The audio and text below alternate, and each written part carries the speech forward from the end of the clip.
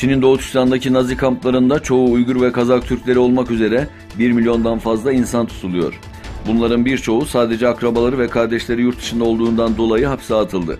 Türkiye'de ikamet eden ve Ankara Üniversitesi'nde görevli Profesör Erkin Emet'in ablası Nurala, kardeşi Ömer, kız kardeşi Nurnisa ve onların çocukları olmak üzere 16 kişinin Erkin Emet'in yurt dışında olmasını gerekçe göstererek tutuklandığı ve hapse atıldığı bildirildi.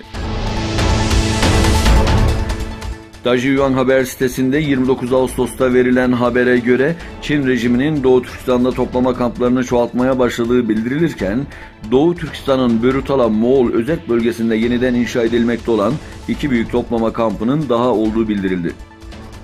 Haberde Doğu Türkistan'a çalışmaya gelen Li isimli bir Çinlinin Dajiyuan haber muhabirine verdiği bilgilere göre kampa atılanların Uygurlardan oluştuğu ve yemeklerinin çok kötü olmasına rağmen herkesin aylık yemek parası olarak 3000 yuan ödemek zorunda kaldığı belirtildi. Amerika Birleşik Devletleri Kongresi Çin hükümetinin Doğu Türkistan'daki soykırımını ele aldı. ABD Kongresi'nde 17 üyenin imzasıyla Amerika Birleşik Devletleri Dışişleri ve Hazine Bakanlıklarından soykırımın sorumlusu olarak Çin Komünist Partisi Doğu Türkistan Sekreteri Chen Quanguo'nun cezalandırılmasını, ülke dışına çıktığı yerde yakalanmasını ve 2 büyük Çin şirketinin Amerika Birleşik Devletleri'nde mal varlıklarına el konulmasını talep etti.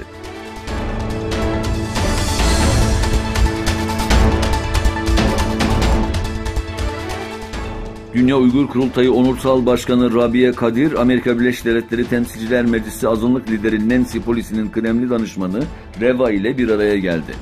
Oturumda Çin'in Doğu Türkistan'daki insanlık dışı uygulamaları ve suçları ele alındı.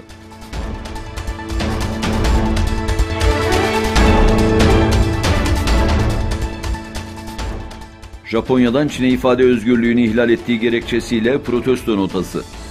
Bir Japon muhabirinin Çin Dışişleri Bakanı Yang Yi ile Japon Dışişleri Bakan Yardımcısı Teko Akiba arasında gerçekleşen görüşmeye alınmaması üzerine Japon hükümeti Çin'e protesto notası gönderdi.